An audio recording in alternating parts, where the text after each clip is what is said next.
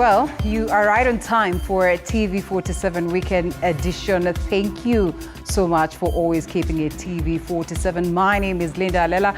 We have lots lined up for you on this very weekend, and of course including that nice broadcast about, just how you can get into the space of understanding wine, to get you in space where you can say that you're officially a connoisseur. We'll be speaking to Victoria Nulu, who will be taking us through.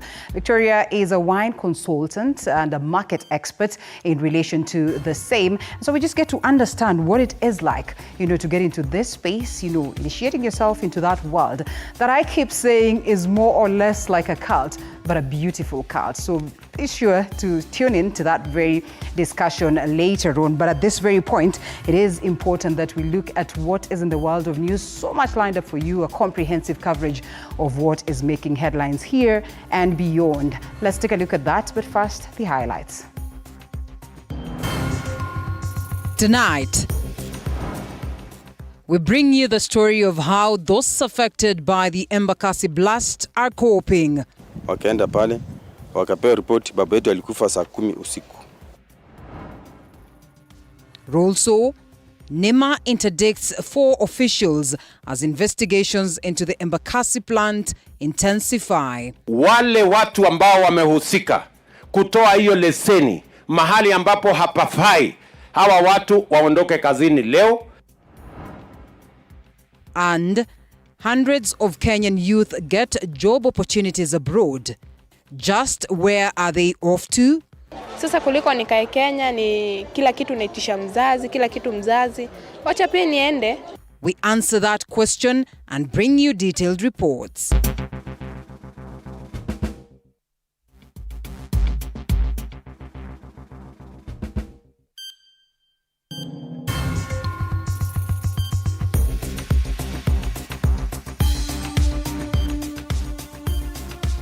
TV47's Weekend Edition begins right now. Our sign language interpreter is Rhoda Nyamai. As always, the hashtag is Hase. We'll be looking at your comments as we continue with the broadcast. And we start off as tonight we take a look at the bulletin, or we start the bulletin with an update that is from Embakasi, where a gas plant explosion left at least 3 dead and many more injured. Families who lost loved ones are still coming to terms with what transpired, while the displaced are camping at a local social hall. Our reporter Sheila Chelangat spent the day in the area and files this report. This is the harsh reality a day after the Embakasi explosion that happened Thursday night, and the emotional scars are clearly visible. This man is mourning the death of his loved one. Tumetoka Kenyatta, wametupia bills ambazo nafaa tukio tunalipa Kenyatta. Na hii familia haijiwezi. Mostin hakuwa na kazi. Hakuwa na mahali popote. Sisi ndio tulikuwa tunafanya harambee, tunafanya vibarua, tunamsaidia hata kulipa nyumba. Tunafanya vibarua tukimsaidia. In his words, the past 2 days have been a nightmare as he tried to seek treatment for his injured father, who later succumbed to the injuries. Tukaongea na daktari. Nikamwambia daktari, mimi nataka uniambie ukweli. Sitaki unifiche. Mimi ni mwanaume. Babangu atapona? Daktari akaniangalia akanyamaza. Nikamrudia nikamwambia daktari, niambie ukweli. Haya, babangu amechomeka kiasi gani? Daktari aliniambia babaka amechomeka 95 plus. Alafu tena alifuta hiyo moto iko kwa ndani, amechomeka tena ndani. So sisi nyinyi kitu ambacho mtafanya, endeni kanisani muombe.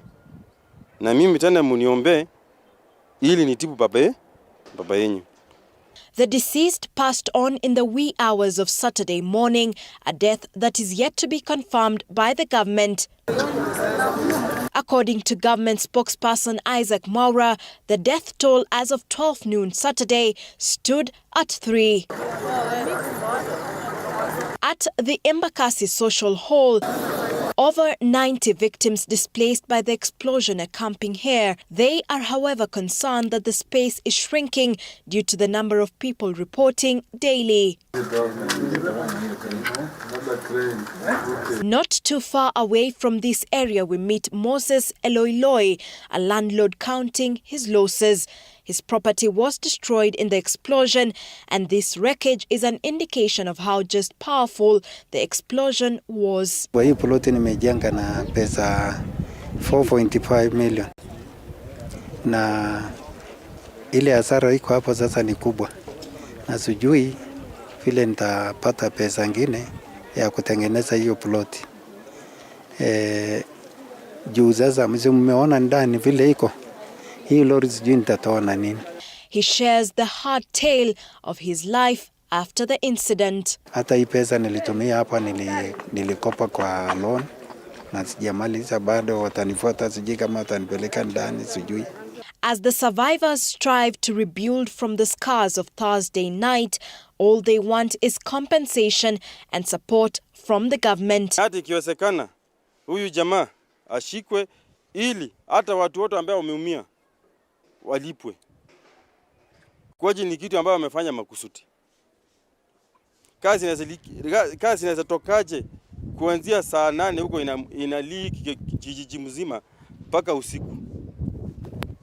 Na wewe mwenye kampuni unajua, mwenye kampuni huko na unaambiwa uchukue action. So far, charity organizations have donated food items, emergency kits, beddings and kitchen supplies. However, more is still required to cushion the affected. The tales of what transpired on that fateful night are quite chilling and harrowing. But even as these residents try to pick up the pieces of what is left, their call is for the government to expedite the investigation process. Sheila Chelanget for TV47 in Embakasi, Nairobi.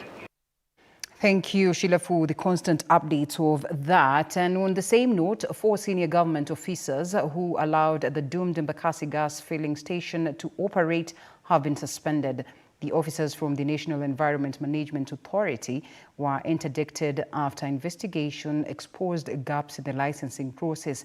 And as Paul Kirobi now reports, President William Ruto wants all government officers involved to be punished. After the Embakasi gas plant blast, heads are rolling, the first casualties being 4 officers from the National Environment Management Authority. In a statement, NEMA says the officers ignored licensing procedures before granting the plant operators the green light to establish the plant. NEMA has suspended the Director Environmental Compliance, Acting Deputy Director Compliance, Senior Environmental Officer in the Environmental Impact Assessment section, and Head of Environmental Impact Assessment in the section. NEMA says it received an assessment report in 2020, but those applying were advised to address several issues raised by the Compliance Department as well as neighbors. Last year, an environmental impact assessment report was identified and mitigation measures proposed in the management plan, but 1 month later, the environmental impact assessment license was issued with conditions prior to the commencement of the construction work of the LPG plant. This, according to NEMA, did not follow the set procedures. As NEMA was taking against the culpable officers, President Ruto was issuing instructions that any government involved should be punished. Because of incompetence and corruption, they issued licenses. Today we have injuries. We have Kenyans who have died. Those fellows who are involved in this, the ministry must immediately take action against them, and they must be dismissed and they must be prosecuted. Eti wafutwe kazi. Nataka nimwambie aanze na wale marafiki zake ambao wako ndani ya wizara ya kawi. We want him to start with the Minister for Energy. Ndio tujue kwamba ako serious. Shirika ambalo linapeana leseni linaitwa EPRA. Aanze na wao. Investigations into the blast are still ongoing. So allow us to do the investigation. The person has been identified. He had this plant there and also another one in Nanyuki. The company is called Maxis. Are we together? So we know the details, but let's leave it there because we have the CR12, we have them, they have been trying to register, so their contacts are known. They are not strangers in Jerusalem. Paul Kirobi, TV47, Nairobi. Now, an ambitious plan by the government of Kenya to address unemployment by securing jobs for young people abroad is taking shape already. 200 young people have been cleared to be employed in Germany, and that is Qatar as well as Saudi, even as calls to create local jobs gain momentum. Our reporter Elizabeth Atieno spoke to some of the young people due to fly out and filed this report. Saturday, over 200 youth flocked the National Employment Authority headquarters in Nairobi as they received the go signal from the Ministry of Labour to pursue their dream of working abroad in countries like Saudi Arabia, Qatar and Germany. Vincent Nyabuto will be traveling to Qatar in 2 weeks' time, where he will be working as a security guard. He tells us his 2-year journey seeking employment in Kenya has proven futile. Ilikuwa mshahara ya 17,000. Mshahara yake yenye tumeangalia iko over 7 and above. Na alafu kuna zile wamepeana kama house nyumba, kuna accommodation, kuna transport, alafu kuna food allowance. Raphael Atambo from Nyamira County tells us he gave up on his 4-year search for employment in the country due to corruption and poor salaries, sentiments echoed by Hedson Moseti.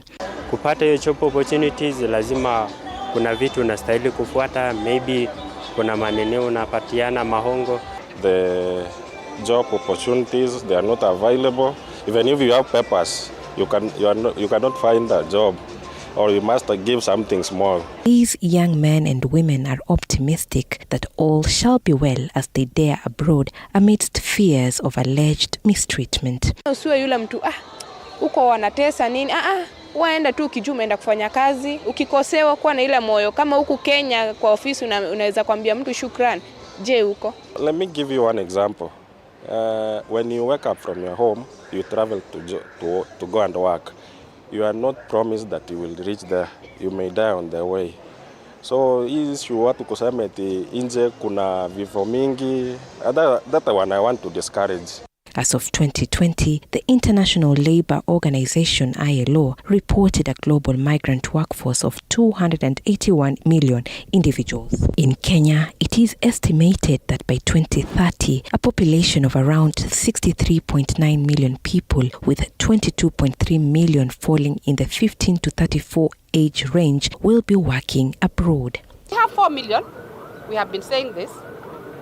And the numbers are increasing. The Europe market is the upcoming one, and it is very lucrative because for the Europe markets, the salaries are very good. Like the team we have today, they will be getting a salary of 300,000 per month, tax-free. They don't pay tax.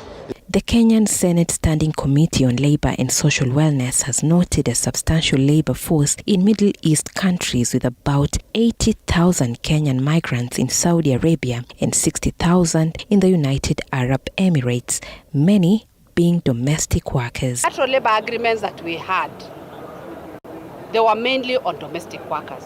But as a ministry, we are now focusing on bilateral labour agreements for professionals, so that we can now send any Kenyan to go for a job, not just the domestic workers. The youth have called on the government to offer local employment opportunities. I'd like to advise the president at least to reduce on the tax issues to affect Sana. Just this week, how many jobs were advertised?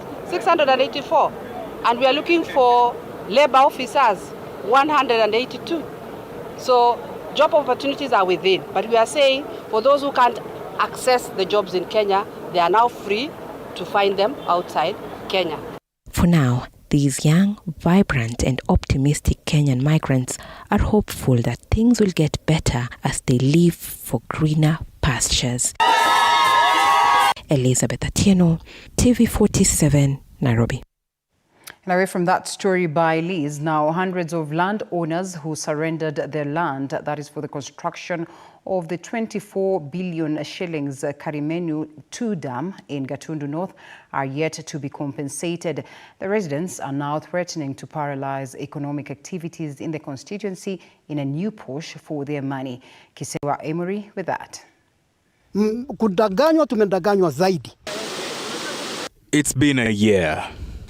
12 months of agony as they wait for compensation from the government. They surrendered their land for the construction of the Karimenu 2 Dam. The dam was commissioned, but they have nothing to show for it. They now say they have waited long enough, and soon they will protest to demand their outstanding dues. Tunasema hiyo siku 14 haitukubali, tunatakana siku 2 kama hatutakuwa wamesema hawatakuwa tayari kukuja, tutaenda kuandamana. Tumeambiwa watu wa Karibini watalipwa mpaka tumechoka sasa.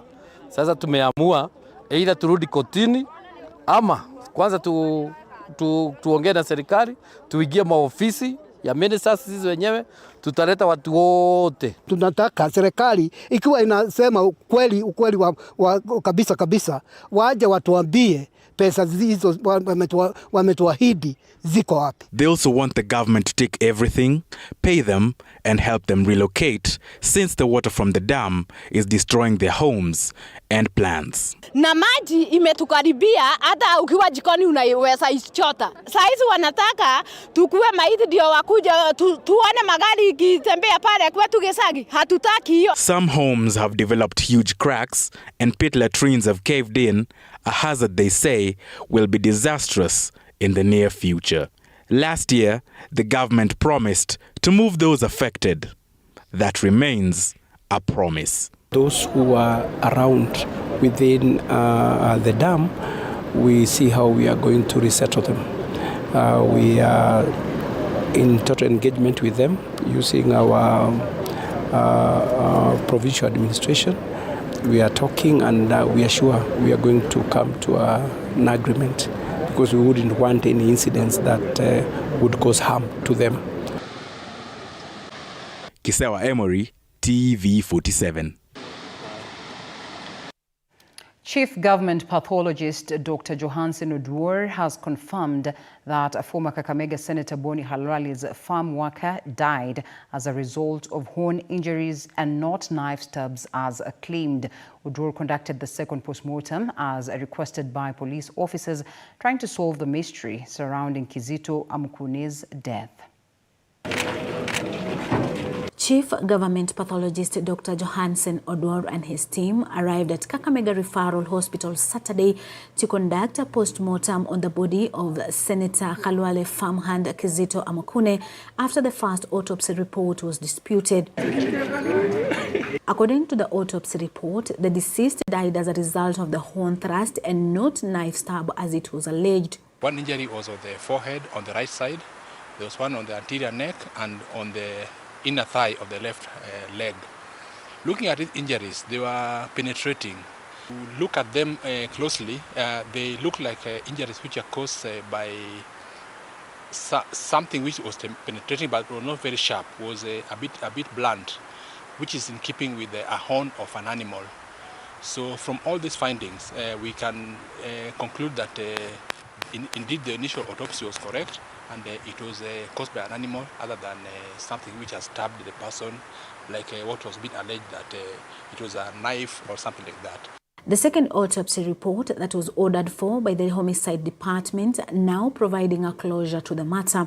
Yesterday, the homicide officers arrived at Halwale's home in Malinya, Ikolomani sub-county, where they took samples for further analysis in an effort to reveal what killed the 46-year-old.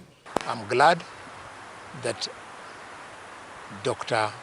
Oduor, the government pathologist, has now announced a closure. Now, the family says they will continue with the burial preparations. Mimi nashukuru serikali kuu kukupatia mwelekeo na tumefuata mwelekeo. Bore mwili toke ndugu yangu aende asikwe. Program imechelewa, tumetumikia pesa nyingi na pato tunaendelea kutumikia pesa nyingi. Serikali itusaidie hapo ile gharama yetu tulikuwa tumeenda. Kizito died after being reportedly attacked by the senator's bull on Sunday. He will be buried on Monday at his home in Malinya. Violet Tauma, TV47. Now, Azimio leader Raila Odinga says the affordable housing project will fail since the government is keeping the public in the dark on how it is progressing. Raila says the plan is not well thought out and will be hard to implement. The opposition chief is also against the blanket levy, proposing that only those interested in the houses should pay the tax. Ufisadi imezidi Ufisadi imezidi. Hakuna haja, sababu ya ufisadi ni sababu shida hii kule kwa kiuchumi.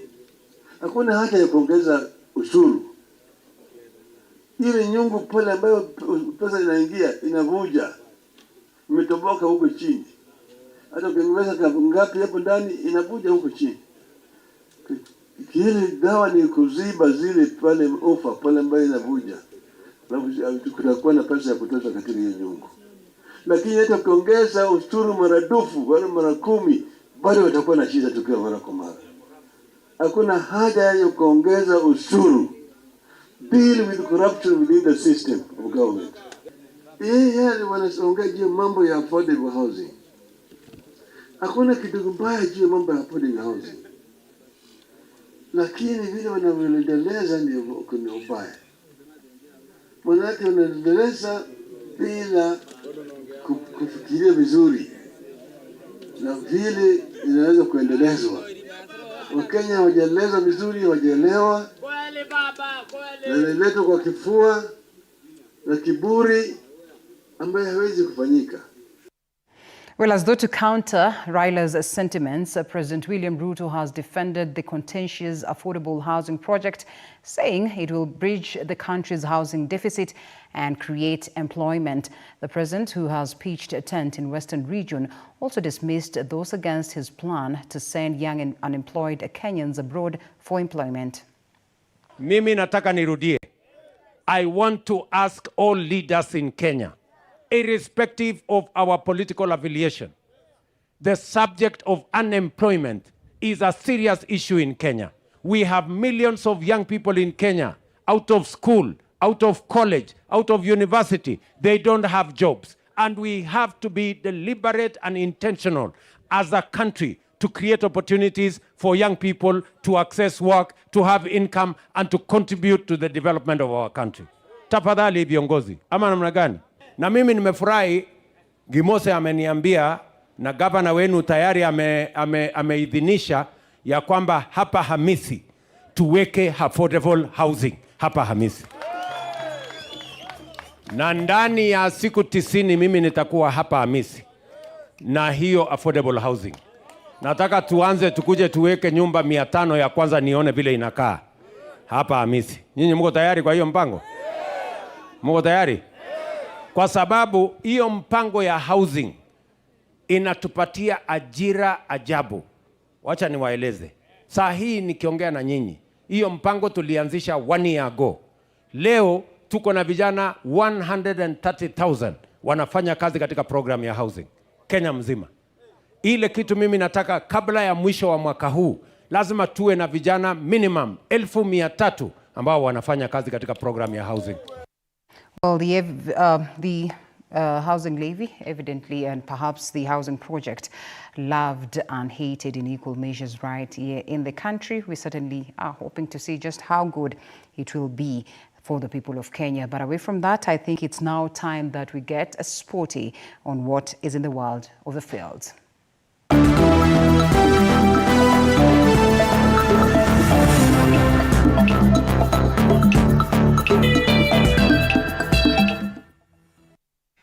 And KCB defeated Kenyatta University's Black Blood 47-8 in an entertaining Kenya Cup match that is at the KCB Sports Club Ruaraka this afternoon. The Bankers asserted their dominance in the early stages of the game, scoring through Davis Chenge to take a 7-0 lead after a successful conversion by Lionel Agility. The varsity lads responded by scoring a penalty before Michael Kimwele added another try. Elvis Olukusi forced his way through Blood's defense to extend KCB's lead to 19/8 at the break. Bob Muhati scored his first try on the game early in the second half to give KCB its bonus point try before William Opaka, who came on for experienced utility back Doning Mukiza, added another try for the Curtis Olago-led side to make it 33-8. KCB were handed a penalty try after repeated infringement by Blood at the scrum before Vincent Onyala sealed it for the team at the death.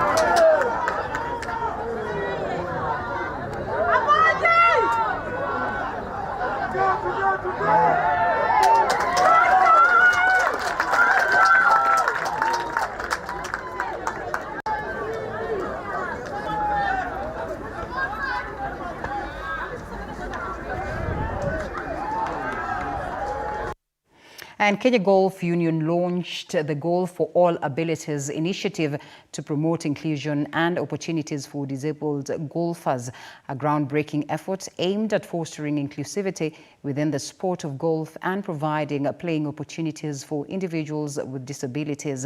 The initiative aligns with the theme Golf for All Abilities, emphasizing the commitment to making golf accessible to everyone regardless of physical abilities. That is to spearhead his transformative initiative, the Kenya Golf Union, affiliated with European Disabled Golf Association, EDGA, and also appointed a dedicated committee passionate about promoting diversity and inclusiveness within the golfing community. An all-inclusive golf foundation called Golden Tee Inclusive Golf, which champions for persons with disabilities to play golf. Been able to achieve a few milestones through the help of the people around, through the organizations like the Kenya Golf Union, the Junior Golf Foundation, the Kenya Ladies. And I'm very, very happy about the progress that we have made, and especially the achievement for Germany last year.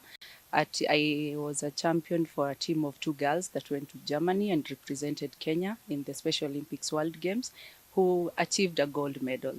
I'm happy to get this opportunity here to talk today about disabled golf, and I'm also excited that it's coming to Kenya, Magical Kenya Open. I feel that the G4D that come into Kenya is a great opportunity not only for able-bodied players but also the disabled-bodied players in Kenya, as they get the opportunity not only to witness the amazing golf that I know that will come, but also for them to realize that your disability, your inability doesn't mean that you can't play any sport, rather golf or football, whatever sport you want. And elsewhere, Immaculate Anyango and Daniel Simiu are the winners of the 2024 Serikwa Classic Cross Country that was held earlier today in Lobo Village, Kapseret constituency, Uasin Gishu County. Simiu emerged victorious in the men's 10-kilometer race after clocking 29 minutes and 16 seconds. He shrugged off a stiff competition from Ishmael Kipkirui and Weldon Langat. In the senior women's category, Anyango claimed the top prize after posting 32 minutes and 55 seconds, finishing ahead of Jocelyn Chepkosgei and Catherine Relin. In the men's 6-kilometer under 20 race, Matthew Kipkoech won, beating Samuel Kibadi and Charles Rotich. Mercy Chepkemoi, who is preparing for the World Cross Country Championships, clinched the trophy in the women's under 26 kilometers event, and so of Diana Chepkemoi and Sheila Jebet. The women's 2-kilometer loop was won by Purity Jepkiroi, while Emmanuel Wanyonyi clinched victory in the men's race. The event attracted athletes from over 15 countries for the Kenyan round of the World Cross Country Tour Gold Level. Last year was just another year, and let me say it was just the beginning. It was the beginning. I'm now approaching to be one of the best, and maybe God willing, I'm going to do something great. Thank you. Imekuwa leo namba 3, mbio imekuwa mzuri, ingawa tu imekuwa jua kidogo, ndio imenilemea dakika ya mwisho, lakini nashukuru tu kwa namba 3, naona iko mzuri. Kosi ya leo haikuwa rahisi, but nilingangana. So naendelea kufanya mazoezi ndio naanza kuprepare World Cross. Nianze kushinda. Furaha kwa kushinda nambari la kwanza. Nilikuwa nimejiandaa vizuri. Last weekend nilikuwa discovered cross country. Pia hiyo nilingangana mpaka nikaguza nambari la kwanza. Ushindi wangu leo umenifanya nifurahi kwa sababu sijashinda race kubwa kama hii. Nilishinda Athletic but haikuwa kama hii. And Bidco United thrashed Tusker FC 1-0 in the FKF Premier League match that was played at the Machakos Municipal Stadium earlier today. Douglas Mukaya's goal sealed the victory for the Thika-based team, and Bidco is now 8th at the FKF table standings with 30 points. Meanwhile, defending champions Gor Mahia were thrashed 3-1 by Kenya Police in an entertaining match that was staged at the Police Circle Stadium, while Kakamega Homeboys played to a 0-0 draw against Muhoroni Youth.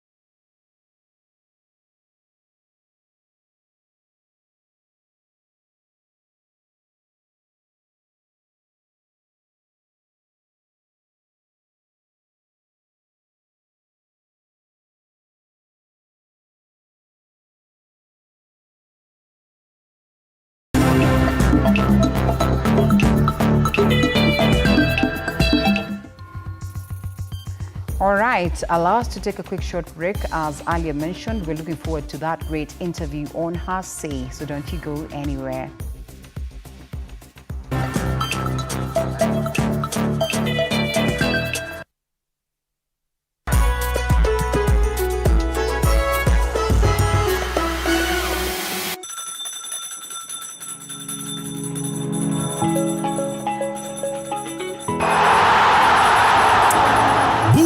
Unajua hiyo mbao inaweza kushikia kashamba. Predict mechi 15 ustana chance ya kuwa millionaire. Cheza Maybet wabebe 2 million jackpot. Ni mbao tu, ni rahisi, hiyo design. Maybet, home of winners. Betting is strictly for 18 years and over. Bet responsibly. BCLB number 0000578. Ni yangu, yako misitu na wanyama pori, ni wetu. Hapa nikisoma habari mjadala mimi ni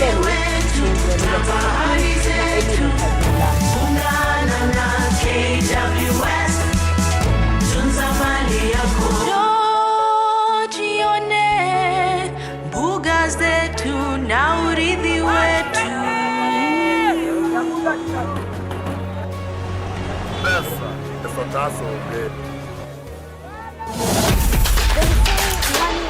Karibu Maybet. New customers are awarded a free bet worth 50 shillings. To register, SMS the word JOIN to 29098. Join now at maybet.com. Here comes the grand event of Africa. Africa Cup of Nations 2023. Watching all the stars of 24 countries for one champion. See traditional powerhouses defending their glory. And watch out. Try to cross it in. Dark horses are racing for the top. Surely the winner. Try your best and lift the trophy. Bullets are flying. We tell you who's Sports. shooting and why. Beyond Reporting passion. on your victory.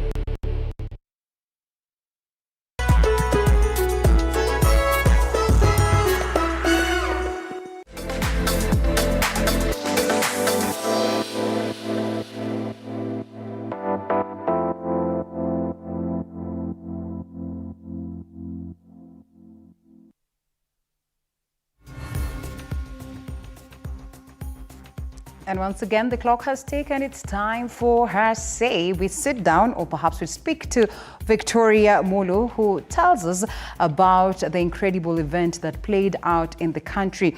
That is the Gamberoso, Italy. That is the roadshow that played out in the country in relation to wines. High-end conversation about just how, as a people, we can embrace this talk and make sure that any time that we enjoy the best of wine, it should be the best of it. What it is that is imported into the country is indeed worth the money that we're going to cough this for. So that incredible conversation shortly with Victoria, as well as she walks us through the journey of us embracing wine in the country as a people and beyond. So make sure that you keep it right here and right away to it.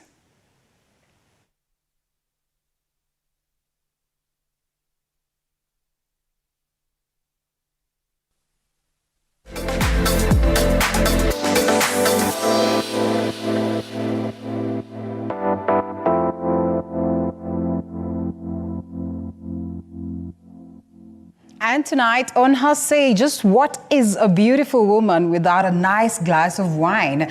That's what we're going to talk about. We've been talking about women and women and women. But tonight, we want to focus on these ones that are in the world of wine. And it's basically a cult. I was telling my guest today, because you feel like everybody and anybody wants to get themselves into this world of wine. Just how good, just how tempting is the whole affair of wine in this country and beyond? That's what we'll be discussing on Her Say. Delighted to have Victoria Mulu Munyuki, who's the guest tonight and an expert in the world of wine. So she'll be telling us all this and where we are at as a country. This is the backdrop of a very important event that was hosted this Tuesday, last Tuesday actually. Yes. And of course it's in relation to just getting the world of Italian wine into the East African market. It is there, but just how much is it deeply engraved? Vicky, good to have you. Thank you for having me. Thank you for finding time to come and speak to us about wine. Oh, it's a pleasure. I enjoy talking about wine. Oh, yeah? Yes, All right. yes. So before we even get into what you enjoy talking about the most, let's talk about the event. It's called Gambero Rosso. How am I supposed to pronounce it? You pronounced it perfectly. So, Gambero Rosso, Top Italian Wine Roadshow. Okay. And this is the first time that they were hosting it in Kenya. They have hosted it in South Africa before, but now they are confident that they're in this market because we have the potential, we have the knowledge, or the knowledge is growing. But of course, we know Africa is the focus for a lot of industry, a lot of business for various reasons.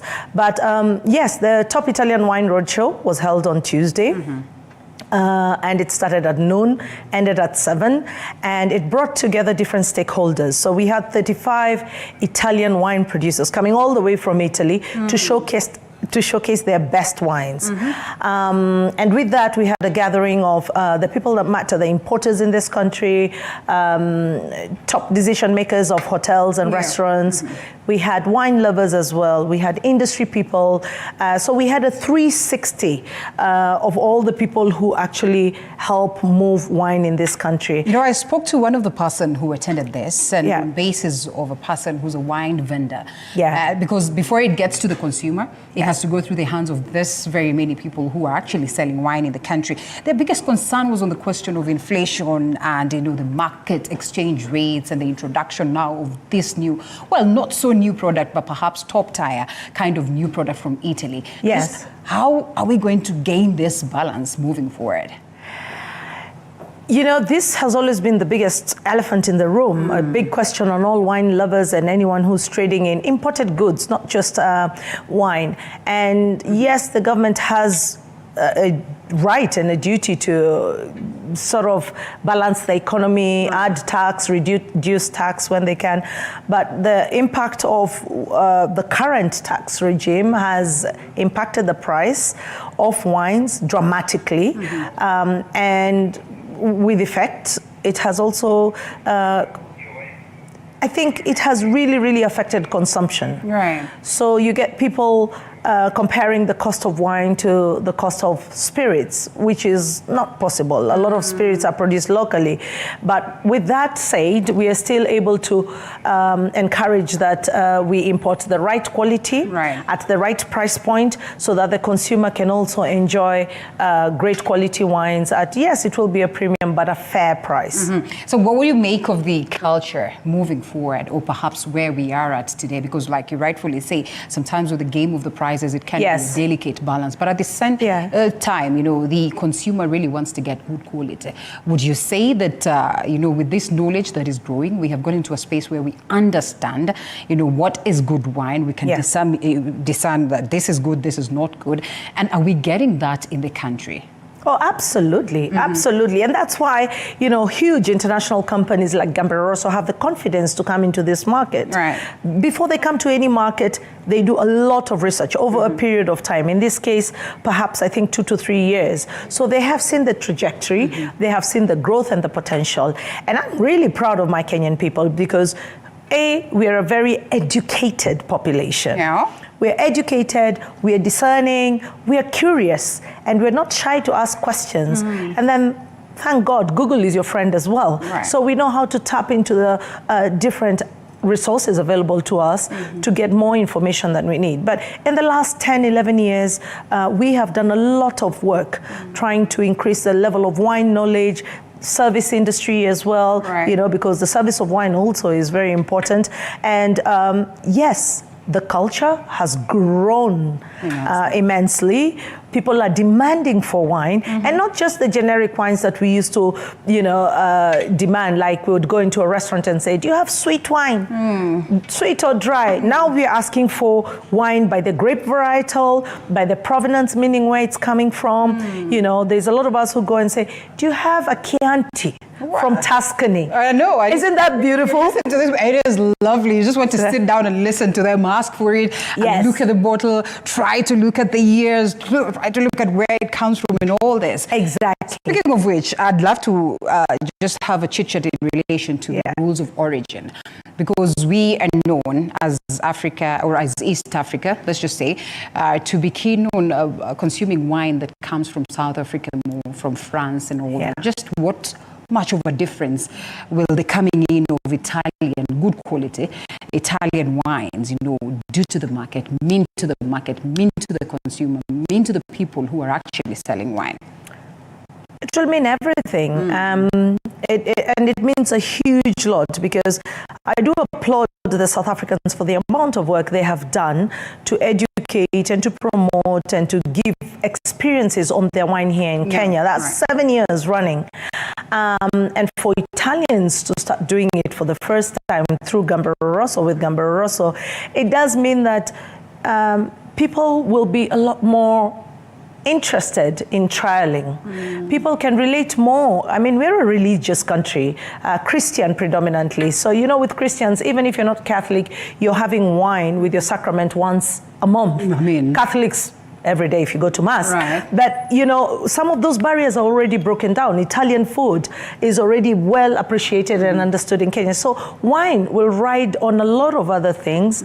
And I think the amount of the wonderful experience that they had on Tuesday, the support from the media, like you do a lot of salient education for us, and the concerted effort by the importers, ourselves as sommeliers, and everyone who works towards encouraging people to drink wine, will make sure that Italian wine is featuring prominently and positively, but also for our consumers, that they will have the confidence to say, I am drinking this because I know it, I understand it, and I like it. Nice. So you say sommeliers, connoisseurs, and all these words and all that. Just then, in your understanding, how important has the tradition contributed, to just how the industry of wine plays out in the country, and now coming in of innovation and intertwining this to get better understanding and, consumption of what is quality, and then how does one get to understand that this is quality, this is not? Okay, so traditionally, we are not really a wine drinking culture. So this is a bit more an aspirational product. I mean, it's moved from that. Wine now is becoming more mainstream. And therefore, there's many touch points where people can come into contact with it. But to answer your question, how are the sommelier community and how is everything tying into the growth of the wine culture? The sommeliers are the drivers of the education and the knowledge. And we have two schools that are doing a very good job at it. And one of the ones I want to highlight is BAMBA. BAMBA, with their hospitality course, wine is now a huge element for all the kids who are graduating, all the students graduating from BAMBA will have a minimum knowledge or basic knowledge on wine, not just how it tastes or what it is, but also how to serve it, how to describe it, how to talk about it, how to sell it. And I would have loved for us to get into that space. I hope I invite you some other time. Yes, so absolutely. that we have a couple of cheese, a couple of meat, mates, the different. I will be happy to come back. Wine with and all that, because that also is Yes. quite a big and huge concern, and especially when you have too much into a restaurant and you served wine and you have no idea what goes with what. Absolutely, absolutely. And then there's also a lot of knowledge in the bottle. Like we have a Chianti Reserva here, a DOCG. Chianti, if you scan the label, there's an app called Vivino. Yes. And Vivino gives you a breakdown of what the ratings are. Right. But a lot of producers, particularly Italian producers, are putting a QR code on their bottles. And this QR code, when you scan it, you're able to get information about when the grapes were harvested, how much alcohol by volume is in the wine, what the provenance is, like exactly where in Tuscany the wine comes from, and a lot of other information that what you can pair the wine with here. And a lot of information that helps it easier for people to understand. And DOCG is that is a very important thing that I've loved for us, and I think that's the rules of origin, basically. Rules of origin, yes. Right. And it's an indication of quality, the highest quality of Chianti coming from Tuscany. All right, so let's assume that and true to it, I might not be so much of a connoisseur or perhaps a person who understands wine so much. So, and many of us are, but you want to get into the space of consuming alcohol. You really want to have some basic knowledge.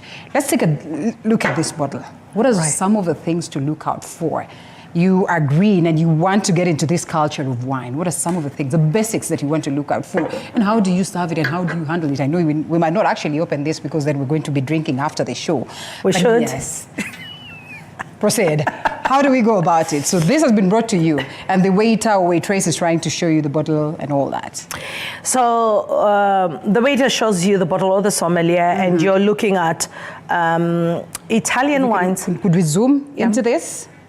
All right. So if we zoom into this, you can see Chianti, Riserva, DOCG, and the producer, which is the Vinum.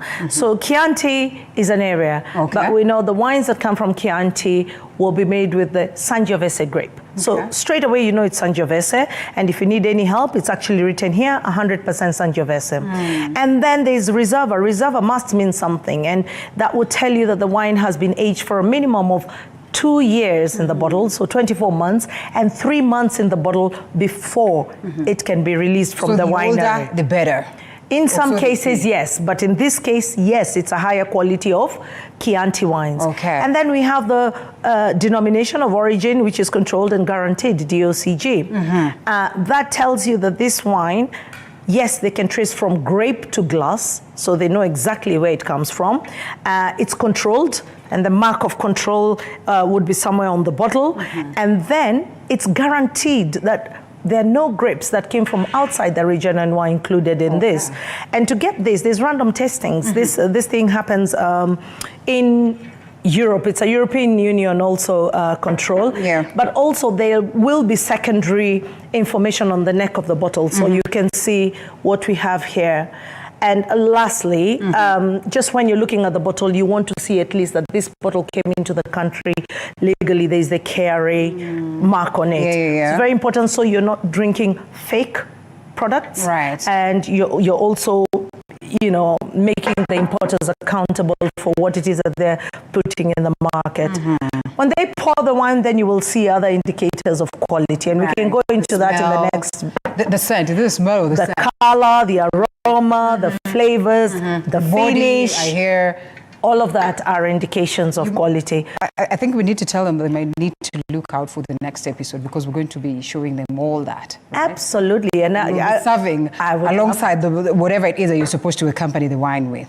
Absolutely. But the biggest indicator of quality is the length of the finish. How long do the flavors linger on your palate? After 2-3 minutes and you're still having a conversation, can you pick up the fruit flavors? Can you pick up some different, you know, textures and flavors on your palate? The longer the finish, the higher the quality of the wine. Yeah, the shorter the finish. If you have a sip and you can't remember what you were drinking, it's like, you know, you had a sip of water, then the quality isn't as great as a product or as wine that has had a very long finish that lingers on your palate. You know, my director is watching us and is saying utamu wa pombe ni kulewa. I don't know whether we should relate that to wine or not. I mean, people.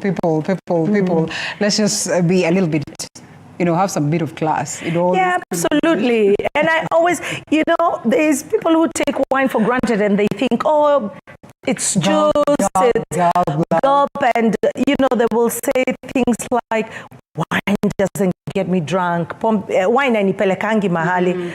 But actually, with 14% alcohol by volume in a bottle, this can knock you out faster than cocktails. Because cocktails are diluted. Beer is 4 to 7%. And spirits, we have them in different ways, like whiskey. So I would encourage, if you're drinking wine, for every glass of wine you drink, please drink a glass of water. And then you won't wake up with a headache. You won't wake up feeling rough. You will wake up feeling good because it's a product we're supposed to enjoy. If you're not going to overeat and make yourself sick, why would you like to overdrink wine and make yourself... I mean, tried and tested. It's important that you take it along with water. It saves you a great deal. You are so keen on grapes. Tell us something small about grapes. You know, I was actually talking to Bansi. Bansi is one of us who traveled to South Africa, perhaps to just sample and get to see and visit these wineries and all that. She was telling me, you know, they are so keen on the aspect of grapes, the soil, where they are grown and all this. What's this about it? And I know wine is basically about grapes, I agree. Yes, because every single grape varietal produces a different kind of wine that tastes different, that looks different, that has a different texture. So just circling back to Italy. Italy has native grapes that are, you know, traced back to Italy and to their land. In excess of 2,000 different grape varietals that can be used now. In fact, just looking at this book, we have, I think they have rated at least 500 different grape varietals that are actively used to make wine in Italy. So there's plenty of varietals, and each different grape variety has a DNA, specific DNA, and it's so important because it determines how you can vinify the wine, how long you can age it for, how long you can keep it for. It's so important, but that's what also helps us determine what we like in wine and what we don't like in wine. Some people love Sangiovese, some people can't stand it. Other people love Nero d'Avola, and other people just feel like, oh, that hint of spice is a bit too much. So knowing what you like is akin to us Kenyans. We know what mangoes we like. Yes. People like Ngowe, others like apple, others like, what is that other mango called? Has an English name. And others just want that traditional maembe, that little one, the green small one. All of those are mangoes, but they have different DNAs, different tastes, and different textures. So very much like grapes, So it doesn't matter whites, red, sweet, dry, it doesn't really matter. It does matter because that's about the, you know, the feeling and the taste on the palate. But you always get them different as you taste them. All of them are different and they're very distinct. And actually some producers will create blends where they take grape varietals that go together and make a blend of a wine. Like, for example, Syrah, Grenache, and Mourvedre can make a blend.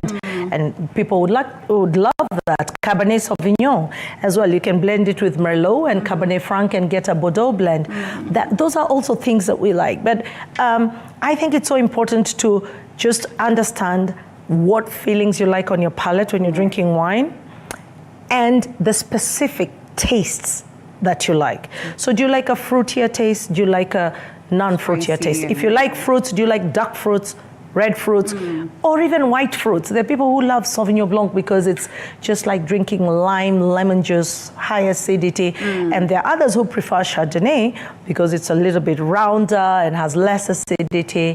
So that's part of the discovery. Wine is such an experience and such a discovery and a joyous one at the end when you find what it is that you like. Before you tell us what got you into this space that you understand so well or too well, randomly an explanation of just what one needs to do once, you know, wine has been poured in their glass and they're told, could you sample and see whether it's okay, whether we should proceed or not. This is the glass. What do you do with it? Okay. I got into wine out of curiosity and I needed a challenge. You can never learn enough about wine. I'm still learning and I just enjoy that journey, right? New producer, new grape, you still have to get on board with that. And it complemented my background, which was in the corporate world, in the city, in finance and in technology and in education. So if you're in a restaurant and the waiter shows you the bottle, you're expected to read and to just affirm that, yes, this is what I ordered that it matches what was on the wine list or what you asked for. And then when they pour the wine, they pour at least, 15 ml or a finger's amount. And what you need to do is look at the color just to make sure you like the clarity of the color, because when color is a bit cloudy, then you know the wine is starting to deteriorate. Then you're also looking at the wine to make sure there is no foreign body in there. There's nothing floating in it. So we call that a clean, clear wine. The next thing is you nose it or you sniff it to ensure that it is clean. it doesn't have negative aromas or foul aromas. If it smells like wine, if it smells like fruit, then it's absolutely good to drink. Okay. Now you taste the wine just to confirm again that it is good for consumption. Not if you like it or not. You ordered it, so you must like it. Yeah. But if it is tasting of something unpleasant, if it has gone off, or if it tastes like something very offensive to you, then you can return it. Otherwise, if it is clean, it tastes like wine, and there's nothing wrong with it, then you ask to be topped up. Yeah. Right. And the one tip is that if you're sat around the table and you've been given the responsibility to taste the wine and to give it a seal of approval, the waiter, and I hope they're all listening, needs to start with the ladies. Okay. And then the gents. All right. Yeah. Even if the person who ordered was a man, the gent, skip him, pour for the ladies, and then come back to the gentleman, please. Please. I hope they are listening to that. I mean, I can almost relate instances where it was the gents that were actually served first before you, and it's fine. And I hope our gents demand that as well. Thank you. Yeah. Oh, they're all looking at us. And all right, here we're back. So, East Africa. Yes. Because then this roadshow was more or less, happening in the country, but it was an East African affair. What would you say is the culture like for us combined as East Africans? The culture is growing, it's encouraging, and it's beautiful. We enjoy ourselves. As East Africans, we know how to party, how to enjoy ourselves, and we love people. We entertain each other generously. Tanzania is slightly ahead when it comes to volumes of wine. Because they, I imagine, entertain a lot more. They have their kitchen parties and sherehe all the time. But in terms of quality, value, Kenya is ahead. Okay. Yeah. All So right. they're ahead with volumes, we're ahead with value. Ugandans are, big on bubbles. They also are growing. They're a smaller, of course, market than Tanzania and Kenya. But Rwanda, are they still part of East Africa? Yeah. Yes, Rwanda is a very interesting market, and they were present as well. And they are a growing, very small but discerning market that also, we're very proud that they all came together, that are a market to watch. Yeah. Did the government then join in perhaps aspects or maybe stakeholders within the government sector so that then they can help, especially for those ones that import wine into the country? I was picking again to a different one, an individual that actually joined or, was part of this roadshow. Yeah. And he was talking about how difficult it is to actually import wine into the country. The challenges that come along with the fact that they have to take them as containers. Just how different will it be with Italy? Could they accommodate things like pallets so that it's easier? Even if it gets into the market, it stays longer without being, sold out. It's not much of a burden or expensive for those ones that retail or sell. I am not privy to the conversations happening at a government level. And I am sure there are some conversations happening, very active conversations happening. The challenges, some we are within our control and others are not within our control. One of the things that has really affected import of wine into Kenya is the war around the world. We had containers being blown up in the high seas that we have no control over. The time it takes for the containers to actually land at Mombasa or even at Nairobi, again, that we have no control over. What we have control over is how much you can order and how many savings you can make, because if you fill a container, yes, it's absolutely cheaper than getting a pallet, and you have more control over that particular volume. But the exchange rate is the real painful point for everybody, because it's very difficult to plan. The fluctuation of the shilling it's crazy, because when you're ordering wine, you're perhaps buying it at $10. By the time you're making the payment, it's, you're buying it at $10 and then you're paying it at 10 at 160, for example, so 1,600 shillings. But by the time you make the payment, you're probably paying 1,800 shillings per bottle. That's so difficult for the importers because they can't plan, they can't, and that cost comes to the consumer, unfortunately. So I do hope that those conversations can be fruitful, but we had direct support with albeit briefly, with Kenya Tourism Board. They did come in on the last minute to welcome our guests. That's a government agency that we wish can support us even more, because wine and all these events bring a lot of tourism. The 35 producers who came to Kenya spent time elsewhere outside of Nairobi, and even within Nairobi we went to all the tourist spots. But if we together work towards, a positive outcome, I think wine can be a staple in every home. And I think the cost can go down, it can be more affordable, and I think people can enjoy it the way it's supposed to be enjoyed. Well, if the good book that would say a little of it is good for the stomach's sake, why would we not have it at home?